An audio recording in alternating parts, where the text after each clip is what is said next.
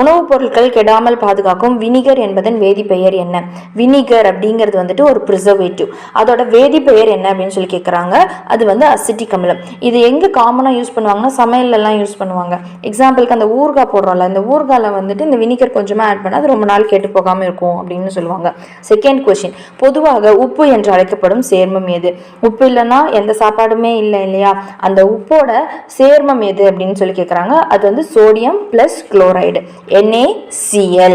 Naங்கிறது sodium, Cl அப்படிங்கிறது chloride. நம்ம சாப்பிட்ற உப்பு NaCl, சோடியம் குளோரைடு.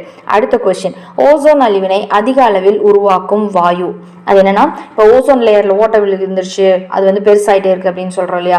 அதுக்கு காரணமான ஒரு மிக முக்கியமான வாயு எது அப்படின்னா அது வந்து CFC. அது என்ன சொல்லுவாங்கன்னா குளோரோஃப்ளூரோ கார்பன் அப்படின்னு சொல்லுவாங்க. இது வந்து இந்த குளிர்சாதன பெட்டியில இருந்தெல்லாம் இந்த வாயுக்கள் வந்து அதிக அளவில் வெளிவரும். இதுதான் வந்து ஓசோன்